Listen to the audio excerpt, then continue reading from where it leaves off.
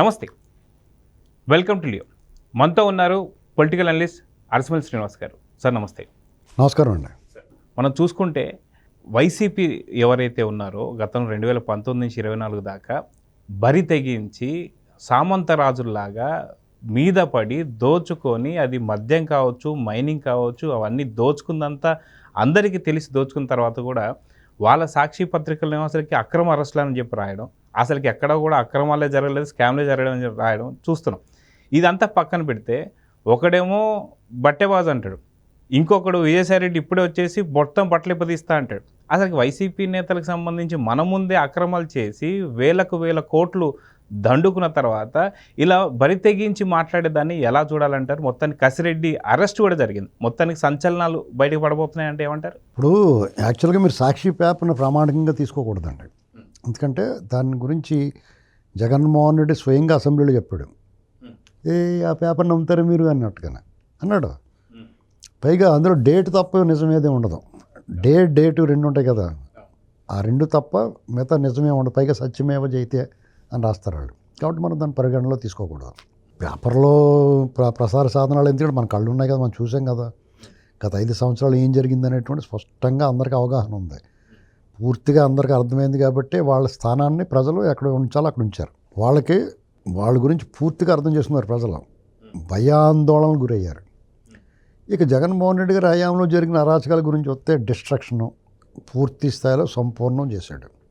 అంటే కూల్చివేతలు కంప్లీట్ వ్యవస్థలను కూల్చేసాడు, సిస్టమ్ అంతా పాడు చేసాడు.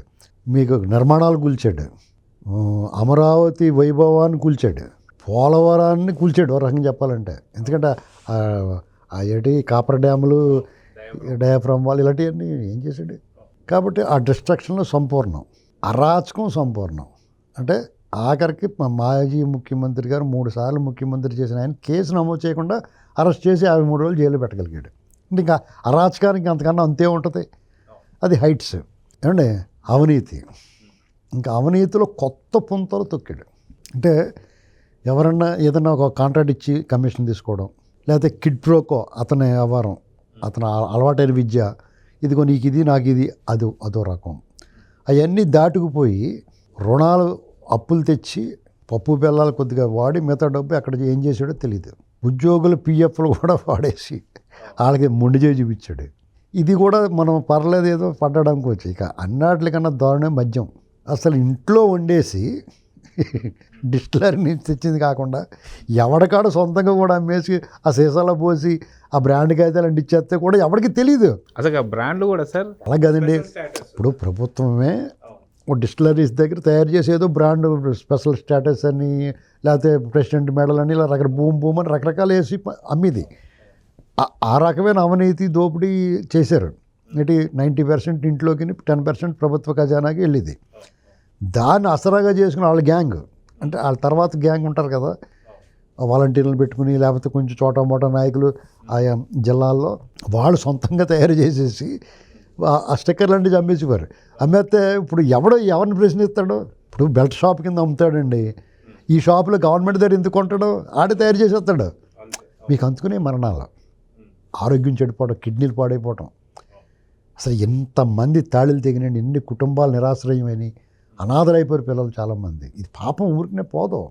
ఎందుకంటే నువ్వు సంపాదించు, రూపాయికి 10 రూపాయలు సంపాదించు, లేకపోతే రూపాయికి 100 రూపాయలు సంపాదించు. నువ్వు సక్రమ మార్గంలో కొద్దిగా అక్రమ మార్గంలో అడ్డదారిలో కూడా సంపాదించు. కానీ మనుషుల ప్రాణాలతోటి, జీవితాలతోటి, వాళ్ళ భవిష్యత్తుతోటి ఆడుకున్నావు. దాని ఫలితం అతను ఇంకా చూస్తాడు. ఇందులో సహకరించిన వ్యక్తి రాజకేశ్వరరెడ్డి. పూర్తి స్థాయిలో అతని ఆధ్వర్యంలో జరిగింది ఇదంతా. విజయసాయిరెడ్డి ఆయన్ని విచారణకు పిలిచినప్పుడు ఒక రకంగా సాక్షిగానే పిలిచారు. అతన్ని పిలిచినప్పుడు అతను చెప్పాడు, ఈ రాజకేశ్వరరెడ్డి, ఈ అతను చాణక్యరెడ్డి, ఇతను మిథున్ రెడ్డి, వీళ్ళ ప్రధాన పాత్రలో మేమంతా మీటింగ్ చేసుకుని ఎలా దొబ్బేయాలో మాట్లాడుకున్నాం అని చెప్పాడు. నాకేం సంబంధం, నాకేం అప్పచెప్పలేదు, నన్ను ముట్టుకునే వాళ్ళు వాళ్ళు. అది కోపం ఇతనికి. అందులో వాటా లేదు. పైగా అందులో ఇతను పాత్ర లేకుండా చేశారు వాళ్ళు. కొంచెం ఉన్నా కానీ వాళ్ళు ఇతను మెత్తిని పాలు పోసారు వాళ్ళు, అందులోంచి పక్క తప్పించి. నువ్వేదో అక్కడ చూసుకో అన్నారు వైజాగ్లో. అతనికి రగులుతుంది అప్పటి నుంచి. పోనీ వైజాగ్ చూసుకోమన్నారు కదా అని అక్కడైనా భూములు గీములు వేయటానికి చూశాడు. అక్కడ కూడా ఇతని పని ఇతను చేశాడు, ఏం మాట తిరిగే కాలు తిట్టే నోరు ఆగదంటారు కదా, అలాగే అతని పని అతను చేశాడు. అది ఏమీ మిగిల్చుకోనివ్వకుండా మొత్తం లాగేసుకున్నారు వాళ్ళు. ఇతను పక్కన పెట్టుకున్న దానికి సంజయ్ షెట్టి గారు పక్క తప్పించారు, రగులుతూ ఉన్నాడు. తారకరత్న గారు చనిపోయేటప్పుడు అతను చంద్రబాబు గారితో కలవటం ఇవన్నీ చూసిన తర్వాత అప్పుడే బహుశా ఇవన్నీ జరిగినాయని చెప్పి రేపు అధికారంలోకి వస్తే నన్ను మీరు కాపాడాలి, నేను ఏముంటే సరెండర్ అయిపోతాను అన్నట్టుగా చెప్పాడేమో. వీళ్ళేమో పెద్ద తేల్చారు కదా, సరే చూద్దాం అన్నట్టు వదిలేశారు. దానికి తగ్గట్టుగా అతని వ్యవహారం ఉంది. ఇప్పుడు ఇలాగ సరెండర్ అయినట్టుగా కొన్ని విషయాలు చెప్తున్నాడు, అప్రూవర్గా మారుతున్నాడు. ఇలాంటి అతని మెయిన్ కేసుల్లో కూడా అప్రూవర్గా మారిపోతే అతను నమ్మొచ్చు. ఆ కేసుల్లో, ఈడీ కేసుల్లో జగన్మోహన్ రెడ్డికి సహనిందితుడు. ఇతను ఇప్పటికీ కూడా మనం ఎందుకు నమ్మలేకపోతున్నామంటే జగన్ పేరు ఎక్కడ చెప్పట్లా. అసలు మూల కారణం సూత్రధారి అతనే. అతని కోసం వీళ్ళందరూ చేశారు. అతని కోసం చేసినప్పుడు ఆడెవడో చేసాడు ఈడెవడో చేసాడు అంటే వాళ్ళ ఇంట్లో పెట్టుకున్నాడా, పట్టుకెళ్ళి అన్నీ వీళ్ళ దగ్గర ఇచ్చాడు. ఒకవేళ వాళ్ళ ఇంట్లో పెట్టుకుంటే జగన్ ఊరుకుంటాడా? అలా కాదండి. ఇప్పుడు విజయసాయిరెడ్డి ఇప్పుడు 10% 20% పక్కన పెట్టుకున్నందుకే మొత్తం లాగేసుకుని పక్క తప్పించాడు కదా. వీళ్ళందరూ వాళ్ళ కోసం చేసుకుంటే జగన్మోహన్ రెడ్డి ఎర్రోళ్ళో చూస్తాడా? అసలు అతని కోసం చేస్తున్నారు, అక్కడ మళ్ళీ నిఘా పడతాయి వీళ్ళు కొట్టేయకుండానే. ఏంటండి వాళ్ళకైనా కొంచెం భారీ పారితోషికం లేకపోతే ఏదో కొంచెం పీస్ వాటా పడతాడు తప్ప సింహభాగం ఆయనదే కదా, లైన్ షేర్ అతనిది. అలాంటప్పుడు అతని పేరు చెప్పట్లా కాబట్టి అనుమానించాల్సి వస్తుంది. ఇతనంతా కూడా అతను కాపాడడానికి ఇలాగ వాలంటరీగా తను సరెండర్ అయినట్టుగా నటించి అతను కాపాడి ఏళ్ళు ఇరికించి స్కెచ్ ఏమని అతనుడేమో అని చెప్పేసి డౌట్ వస్తుంది చాలామందికి. చూద్దాం కాలం ఏం చెప్తుందో. ప్రోగ్రెసివ్గా ఉంది కూటమి ప్రభుత్వాన్ని. మనం అందరం కూడా విమర్శించేవాళ్ళు ఎవరిని పట్టించుకోవట్లేదని. స్టార్టింగ్లో చిన్న చిన్న చేపలు పట్టుకున్నారు, కొంచెం ఇవాళ ఓ పెద్ద చేప దొరికింది, గిలగల్లాడుతుంది. రేపో మాపో తిమింగళం అంతపురం జోలికి వెళ్ళొచ్చు వీళ్ళు. అవకాశాలు ఉన్నాయి సార్ ఖచ్చితంగా. ఎందుకంటే వేరే ఏ కేసుల్లోంచైనా జగన్మోహన్ రెడ్డికి ఏదో వెసులుబాట్లు ఊరట ఉపశమనం లభించవచ్చేమో, కానీ ఒకవేళ ఇతను ఎవరన్నా కాపాడుతున్నారని మనం అపోహపడినా నిజంగా కాపాడుతున్నా వాళ్ళు కూడా కాపాడలేని పరిస్థితి ఈ కేసు. ఎందుకంటే ఢిల్లీ మద్యం కేసు వాల్యూమ్ 150 కోట్లు, దానికే ఒక ముఖ్యమంత్రి ఉప ముఖ్యమంత్రి మంత్రులు దానికి సంబంధించిన వాళ్ళందరూ ఒక ఎమ్మెల్సీ తెలంగాణకు చెందిన ఎమ్మెల్సీ అందరూ లోపలేస్తారు. ఆ కేసులు ఇప్పటికి ఎలాగోనా ప్రభుత్వమే మారిపోయింది ఆ దెబ్బకే. మరి ఇక్కడ 1000 కోట్లు కదా, వీళ్ళు 4000 కోట్లు 3000 కోట్లు దేశం దాటించాడు సునీల్ రెడ్డి అంటున్నాడు జగన్మోహన్ రెడ్డికి అనుచరుడు. 1000 కోట్లు అంటున్నారు, వీళ్ళు చెప్పింది 50,000 కోట్లు 40,000 కోట్లు అని చెప్తున్నారు. నా లెక్క ప్రకారం 1,00,000 కోట్ల పైన ఉంటుందండి అది. ఎందుకంటే వచ్చినట్టు లోపల వేసేసుకుంటున్నాం కదా, దానికి లెక్క పత్రం ఏముంది, మీరు ఏ రకంగా లెక్క చెప్తారు? డబ్బులు తీసేసుకుని సంతలోను ఇలా కూరగాయలు కోసేసి ఇలా ఆ సంచిలో పడేసుకుంటాడు, లాస్ట్లో లెక్కెట్టుకుని ఎంత అమ్మేడో చూసుకుంటాడు, ఎన్ని కేజీలు ఎంత అమ్మేమో ఏమి ఉండదు లెక్క, మొత్తం డబ్బు మూట కట్టుకుపోతాడు ఏజెన్సీ సంతల్లోనే. ఇదే అంతే, అలాగే అమ్మేసుకున్నారు. కాబట్టి వీళ్ళు ఏం చేయాలంటే వీళ్ళ ద్వారా విజయసాయిరెడ్డి నిజాయితీ నిరూపించుకోవాలంటే ఏపీసీఐడితో పాటు ఇతను కూడా కొంత దర్యాప్తు చేయాలి సొంతంగానే. వీళ్ళు డబ్బు ఎక్కడ దాచిపెట్టి ఉంటారు, వీడికి ఉంటాయి కదా ఆ దొంగలు అందరికీ లింకులు ఉంటాయి కాబట్టి ఎవడో ఒకటి ద్వారా తెలుసుకుని ఆ ఆర్థిక మూలాన్ని దెబ్బ కొట్టగలిగితే ప్రభుత్వం అతను దారిలోకి వస్తాడు. ఎందుకంటే ప్రజలకు మేలు జరుగుద్ది. ఆ డబ్బు తీసుకొచ్చి ఖజానాకి జమేస్తే రాష్ట్రానికి ఉపయోగం. ఖచ్చితంగా ఇతను ప్రజల సొమ్మది ప్రజల దగ్గర చేర్చడం అనేటువంటిది కూటమి ప్రభుత్వం. అతను శిక్షించడం ఒక బాధ్యత, అలాగే అతని దగ్గర నుంచి రికవరీ కూడా అంతకు మించిన బాధ్యత. దానివల్ల 2 ప్రయోజనాలు ఉంటాయి.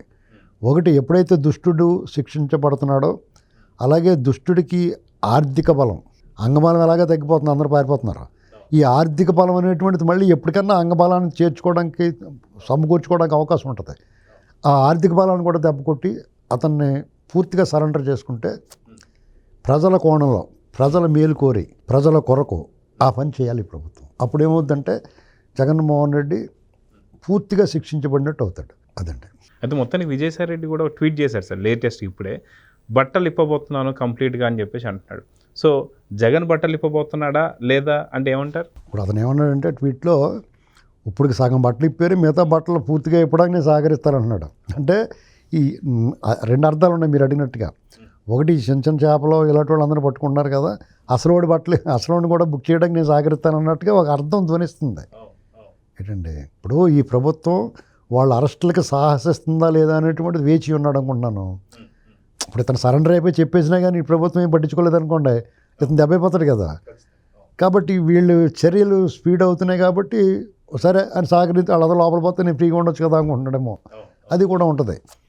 ఏమైనా జగన్మోహన్ రెడ్డి విజయసాయి రెడ్డిని దూరం చేసుకోవడం వల్ల అతను నష్టపోయాడు, అది వాస్తవం. విజయసాయి రెడ్డి కూడా జగన్మోహన్ రెడ్డిని ఏమంటలేదు, అతని మీద ప్రేమే కనపడుతుంది. ఎలాగా విరహ వేదన ఉంటుంది, అతని మనసులో నాకు స్థానం లేదని బాధపడిపోతున్నాడు. లత ఎందుకు చేసావు ఈ పని అన్నట్టు బాధపడిపోతున్నాడు అతను, బ్రాహ్మణర్లో నాయసరిలాగా. ఇలా ఉంది పరిస్థితి. కాబట్టి వీళ్ళని పూర్తిగా నమ్మాలంటే మరి అతనే చెప్పినట్టుగా పూర్తిగా గొడ్డలు విప్పడానికి సహకరించినప్పుడే నమ్మొచ్చు మనం. సో చూద్దాం సార్, మొత్తానికి ఎలాంటి వ్యాఖ్యలు చేయబోతున్నాడు, సంచలనం కాబోతుంది, మొత్తానికి ఎవరు బట్టలు ఇప్పుతాడు అనేది చూద్దాం మరి. నమస్తే. నమస్కారం.